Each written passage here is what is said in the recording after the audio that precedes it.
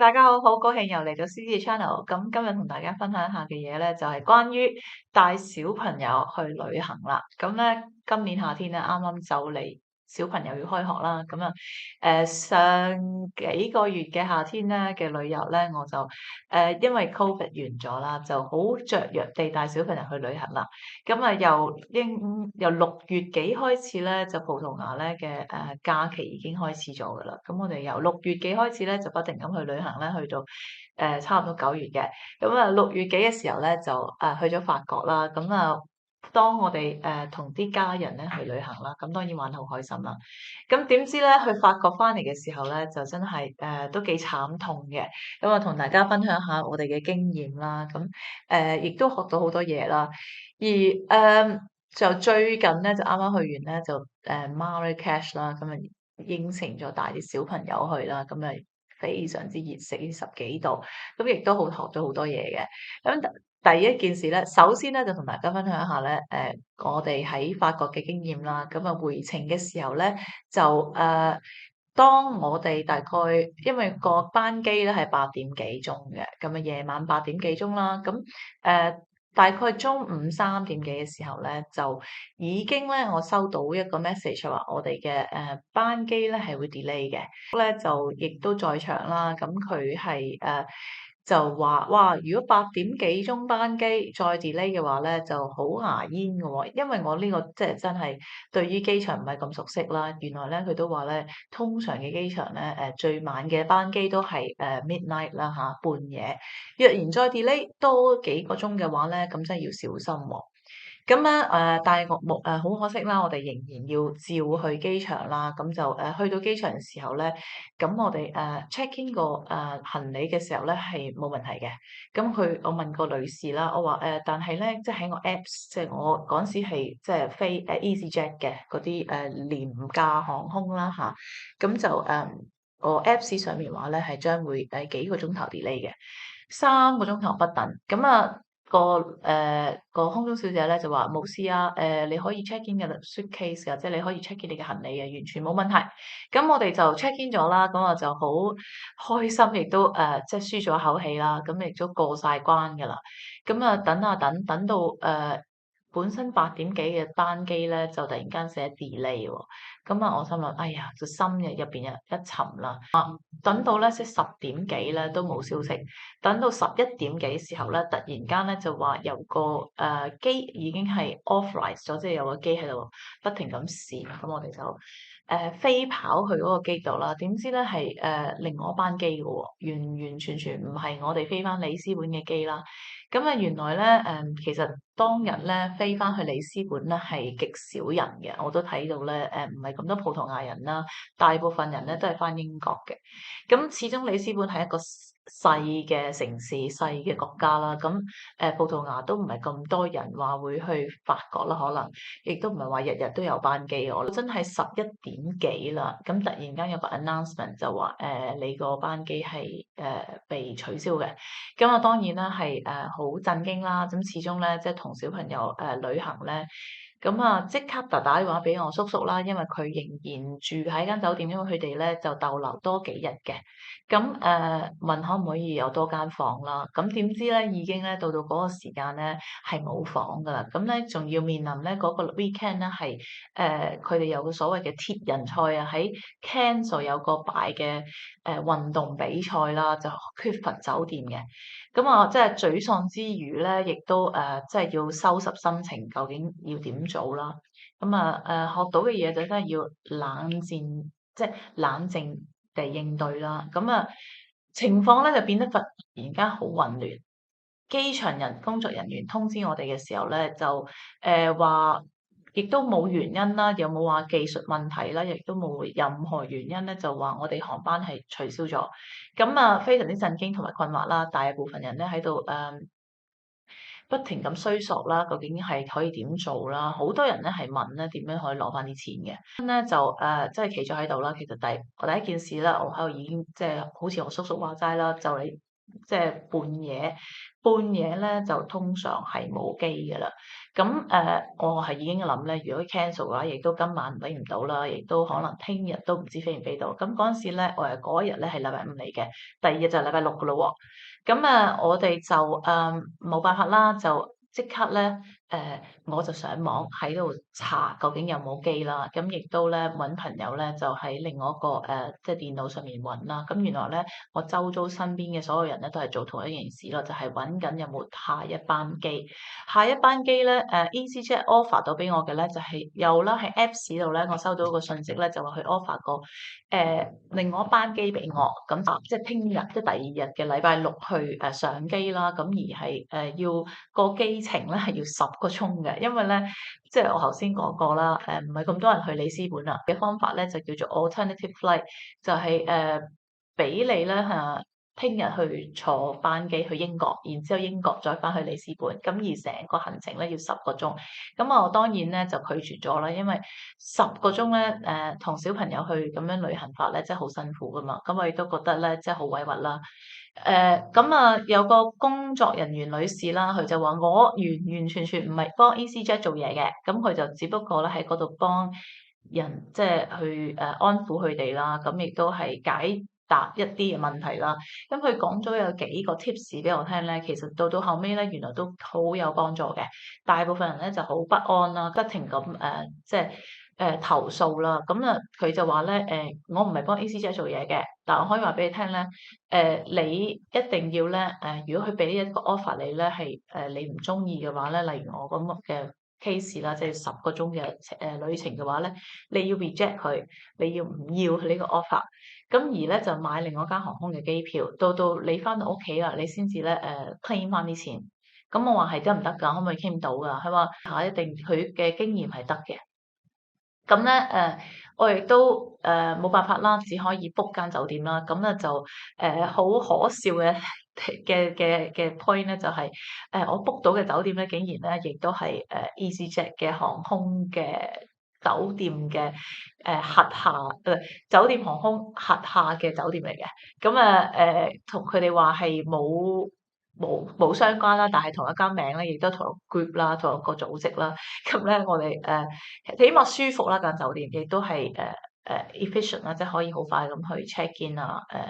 成件事都幾順利嘅。咁即刻坐的士就即係已經大家都好攰啊，同埋小朋友去旅行咧就即刻飛的去個酒店咧就即係休息嘅。咁第二日咧就其實嗰當晚咧我midnight 你已經 book 咗另外一個 flight 啦，就花咗成超過1000歐元咧，就係一家翻去葡萄牙咁一程嘅。咁單程嘅機票啦，咁就禮拜日就會飛嘅。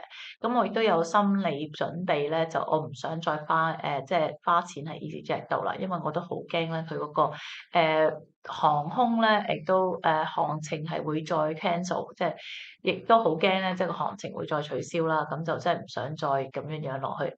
咁高興啦，就逗留多幾日啦，冇辦法啦，即係當係一件好事啦，就同家人咧就再玩多幾日啦喺法國。咁就翻嚟嘅時候咧都幾混亂啊。咁真係可提嘅一點咧，就喺 Cannes 呢個機場咧，雖然好細，亦都好多人，咁亦都係好出名嘅機場，真係咧唔好留到 last minute 啦。因為咧好多人之餘咧都幾混亂嘅。check out 嘅時候，即係我哋 check in，即係要離開嘅時候咧，都幾混亂，都好遲嘅。咁好在啦，翻到屋企啦，咁我就經過好多唔同嘅途徑啦，就揾咗好多唔同嘅所謂嘅 no win no fee 嘅律師行咧，就幫我去打啦，希望咧攞翻啲錢嘅。其實咧嗰啲公司咧都冇用嘅。咁咧我亦都寫信俾 EasyJet 咧，就問我攞翻我嘅 compensation 啦。嗰啲都係冇用嘅。EasyJet 咧竟然咧係寫信俾我咧，話因為航班被取消咧，係因為冇原因咧，就佢亦都冇藉口可以還翻啲錢俾我。呢係佢嘅即係我嘅條件啦。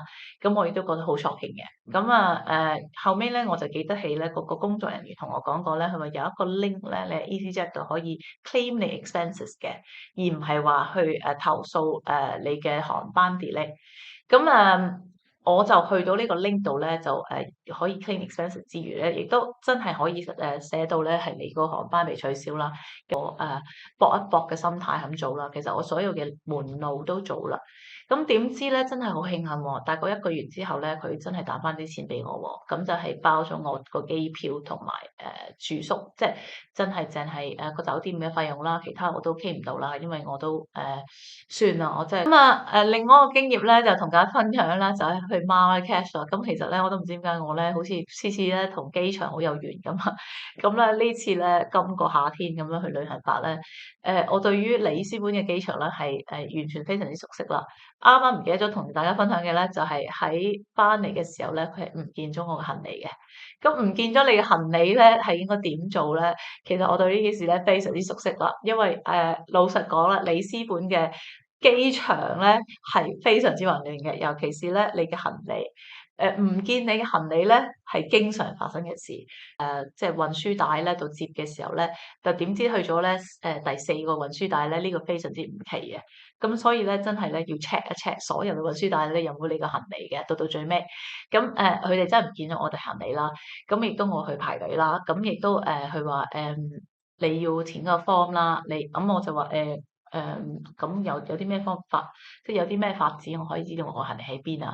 佢冇㗎，你要咧就係上網咧就登記呢個表，咁然之後咧嗰個行李嘅number 啊、password 啊諸如此類啦。咁我就真係做咗。咁我女咧都好叻，咁佢好冷靜地攞起佢個電話咧就同我填晒啲表。咁啊，我個女女咧都即係可以好即係處理呢件事啦嚇。去克服呢個挫折嘅。咁啊竟然咧就2日之後咧，我哋就攞翻個行李，咁佢哋送咗去我哋屋企嘅。咁但係咧都好擔心嘅，因為佢哋話咧係3日之內揾唔到你個行李嘅話咧就唔見咗噶啦。咁竟然咧第2日即係第3日啊，即係就即係攞到翻個行李嘅。咁咧呢件事咧就唔係第二，即係即係禍不單行嘅嚇，有啲好啲嘢。咁啊去 Marrakesh 嘅時候咧，同小朋友一齊去旅行啦。竟然咧係即係錯失咗我哋班機嘅。咁點解會咁樣嘅事發生咧？因為同大家傾過咧即係前嗰幾排咧即係教宗咧嚟里斯本啦。咁樣教宗嚟里斯本咧嗰幾日咧就非常之混亂啦。有100萬個人咧就嚟咗里斯本嘅，咁就令到佢咧非常之墟冚嘅。咁成個城市咧都非常之混亂嘅。咁發生咩事咧？就意思上咧我係完全低估咗咧因為我諗住佢哋應該已經走咗㗎啦嘛。咁當我哋飛嘅時候咧，嗰日咧其實教宗已經走咗幾日㗎啦。咁點知原來咧係有好多人咧留咗喺度啦。咁係到我哋走嗰一日咧先飛嘅。咁而咧發生咩事咧？就係當我哋過關嘅時候咧，葡萄牙咧你走嘅時候咧，如果係Schengen area 咧，即係如果係歐洲國家八國，即係歐洲中間神根嘅唔同嘅國家入邊咧飛嘅話咧，你係唔需要 check 你嘅 passport 嘅。但係咧，因為我哋去 Marrakesh 就係去非洲，咁咧就一定要查你嗰個護照嘅。而查我哋護照咧，因為我哋係英國人啦，咁就去咗另外一邊啦。個排隊咧係真係非常之長，咁就排咗成1個鐘。咁即係嗰個航班嘅。咁啊搞到我哋錯失咗個航班啦。咁就禍不單行之餘咧，仲要排隊入邊咧去揾翻個行李嘅。成件事咧好複雜啦，亦都係好離奇啦，就花咗8個鐘頭啦。咁我亦都咧即係膽粗粗咧，即刻 book 咗下一班機嘅。就嗰陣時係飛出去係用 TAP 啦，咁就下一班機係用 EasyJet 嘅。咁啊每人咧就100幾歐元咁樣一個單程機票，我即刻買咗。咁就等到後一日咧就再飛過。咁啊費事咧損失成個旅程啦，因為成個旅程已經俾晒錢㗎啦。咁啊當然啦，都有灰心啦，都有好 frustrating 嘅一個即係感覺啦。咁小朋友咧係喊晒嘅當然。咁但係咧當係一個挑戰咯嚇。咁我亦都同小朋友咧就希望學到呢件事咧，當有意外嘅時候咧點樣冷靜面對啦、冷靜處理啦、點樣重新安排啦，同埋係pick yourself up 啦，即係你 prepare for the worst，即係打好心理準備最壞的打算啦，亦都有最好的打算。咁最終咧就開開心心嘅，我哋去咗旅行，咁亦都咧當其時咧就學到好多嘢啦，就係、有好多嘢咧旅行咧就不可預測嘅。咁如果你話咧應該係個預測以外入邊咧做好準備咯。咁冷靜處理困難咧嘅情況咧又好重要啦。當然，即係我成世人都從來冇 miss 過一個 flight，咁今次咧真係學到呢件事，咁即係當個教訓。咁當然當其時發火同埋抱怨咧係冇用㗎。咁我亦都教俾小朋友聽咧，你當其時係發火咧係真係冇用嘅，你真係一定要解決嗰個問題先，過咗個難關啦之後咧先至鬆一口氣，咁啊先至係當係學一個教訓啦嚇。咁咧令我哋咧當係一個冒險啦，有一個驚喜嘅冒險啦，就咁樣睇嘅時候就比較樂觀啲啦。咁希望咧大家中意我哋嘅分享啦。咁而咧我將會咧喺我哋嘅 YouTube Short 入邊咧就錄一條短片俾大家睇咧，係點樣喺葡萄牙嘅機場過關嘅。咁希望咧就大家欣賞下啦。咁中意我哋 channel 嘅咧就俾個 follow，俾個 like。好，再見。